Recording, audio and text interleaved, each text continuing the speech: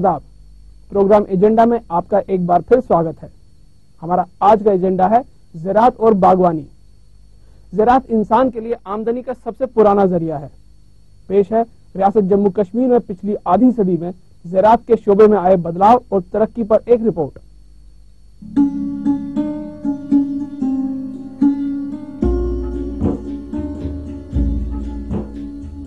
हिमालय की गोद में बसा कुदरत की अनमोल देन वाला जम्मू कश्मीर राज्य अपने ठंडे मौसम और पहाड़ी जमीन के बावजूद काफी जरखेज है। मौसमी और जमीनी एतबार से 3 हिस्सों में बटी जम्मू कश्मीर रियासत में लगभग 60% आबादी काश्तकारी पर गुजारा करती है। आजादी के बाद पूरे मुल्क में आए ज़रई इनकलाब के तहत जय जवान जय किसान के नारे ने इस इलाके में भी अपना प्रभाव छोड़ा। जमींदारी खत्म की गई, काश्तकारों को तरक्की की राह पर लाने के लिए वाज़ेह कोशिशें की गई।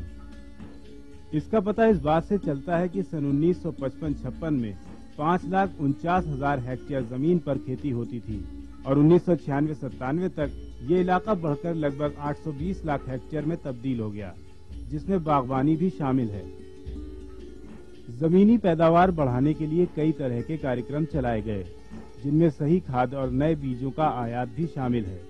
इसी तर्ज पर सन 1982 में शेर Kashmir university of agriculture sciences को शुरू किया गया, जो इस शोबे में तहकीक और तालीम का काम कर रही है।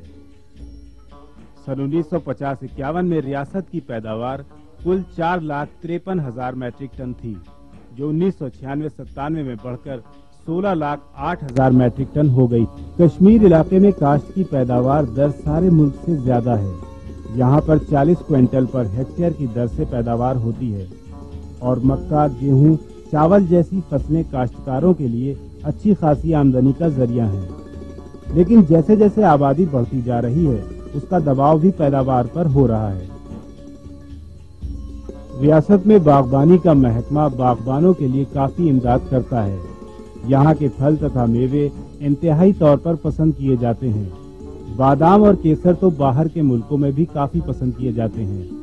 सरकारी तौर पर इनकी ओर काफी ध्यान दिया गया है, जिससे फलों और मेवों की पैदावार बढ़ाई जा सके। नए नए कीटनाशक रसायनों की खोज, उनको किसानों को मुहैया कराना तथा कम दामों में अच्छे उर्वरक देना ज़रई तरक्की में हाथ बटा रहा है।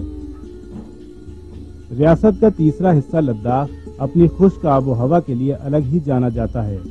यहाँ पर पहले खेतीबाड़ी करना मुश्किल काम था, पर एग्रीकल्चर यूनिवर्सिटी की मदद से यहाँ के मेहनतकश किसान अब कई तरह की फसलों का फायदा उठा रहे हैं। पॉली ग्रीन हाउस और ग्रीन हाउस तकनीक का इस्तेमाल करने से सब्जियों की काश्त में नुमाया तरक्की हुई है। सरकारी तौर पर भी यहाँ इस शोबे में कई तरह की तालीम दी जा रही है। किसान खुश भी नजर आते हैं, लेकिन मुश्किलें और भी हैं। पैदावार बढ़ने से अब बाजारों की कमी हो गई है और इस दूर दराज इलाके से बाहर की बाजारों में जाना एक मुश्किल काम है। काश्तकारी का एक अहम शोबा है सिंचाई या आबपाशी। ज़रई महकमे की कोशिशों से सिंचाई के लिए नहरें तथा लद्दाख जैसे इलाकों में वाटर स्टोरेज तकनीक का इस्तेमाल किया जा रहा है, पर अभी भी पूरी तरह सिंचाई का काम तसल्ली बख्श नहीं कहा जा सकता। सन 1950-51 में सिर्फ 2,61,000 हेक्टेयर जमीन तक सिंचाई की सहूलियत हासिल थी, जो अब बढ़कर 3,13,000 हेक्टेयर हो गई है। पर अभी भी काफी ज्यादा जमीन पर पानी की कमी है, जिससे पैदावार मुतासिर होती है। मरकजी और रियासती सरकारों की कोशिशों के नतीजे में काफी तरक्की नजर आती है, लेकिन राज्य के तीनों हिस्सों की आबो हवा की वजह से उनकी अलग अलग परेशानियां हैं और काश्तकारी जैसे अहम शोबे में महकमे अभी भी कोशिशें कर रहे हैं। जदीद तकनीक का और ज्यादा इस्तेमाल लाजमी है और कोशिश ये होनी चाहिए कि छोटे किसान इसका फायदा उठा सकें। काश्तकारी इंसानी तहजीब की सबसे पुराने तिजारती कामों में से एक है और जम्मू कश्मीर में 60% के करीब आबादी इस शोबे से जुड़ी हुई है। बेशक पिछले 50 साल में इस शोबे में नुमाया तरक्की हुई है, लेकिन फिर भी 50% से ज्यादा अनाज हम लोग बाहर के रियासत से मंगाते हैं। आज इसी सवाल पर बातचीत करने के लिए हमारे साथ मौजूद हैं जनाब अब्दुल अजीज जरगर साहब, जो मौजूदा सरकार में एग्रीकल्चर मिनिस्टर हैं, और जनाब शुजात बुखारी साहब, जो कि एक जाने माने सहाफी हैं। بخاری صاحب اور زرگر صاحب، آپ کا ہمارے اسٹوڈیو میں سواگت ہے۔ زرگر صاحب، یہ بات تو مانی جاتی ہے کہ پچھلے 50 سال میں جموں کشمیر میں کاشتکاری میں بہت زیادہ ترقی ہوئی ہے، لیکن اس کے باوجود کیا وجہ ہے کہ ہم اتنا سارا اناج ابھی بھی باہر کی ریاستوں سے منگاتے ہیں؟ دراصل جموں کشمیر کی لوکیشنل پوزیشن جو ہے وہ کچھ کافی مشکل ترین پوزیشن ہے۔ ایک دوسرا یہ کہ ہمارے کاشتکار، ہماری جو تعلیمی قابلیت ہے یا ٹیکنالوجی کو یا نئے سیڈز کو، فرٹیلائزر کے استعمال کو سمجھنے میں ہمارے کاشتکاروں کو، کسانوں کو، خصوصاً جو مارجنل فارمرز تھے یا جو ہمارے اسمال فارمرز ہیں، ان کو نئے ٹیکنیک کو استعمال کرنے میں کافی دقتیں آئی ہیں، کیونکہ آپ جانتے ہیں کہ جموں کشمیر 3 خطوں پر مشتمل ہے۔ اس میں ٹیمپریٹ زون ہے، ٹراپیکل زون ہے، سب ٹراپیکل زون ہے، اور کہیں اور زیادہ اوپر جائے تو ایرڈ زونز بھی ہے۔ اس لیے یہاں کے موسم کو اگر دیکھنا چاہیں گے تو آپ کو ہر 50 میل جانے کے بعد، 40 میل جانے کے بعد ورائٹیز آف کلائمیٹک بیہیویئر سامنے آئے گا۔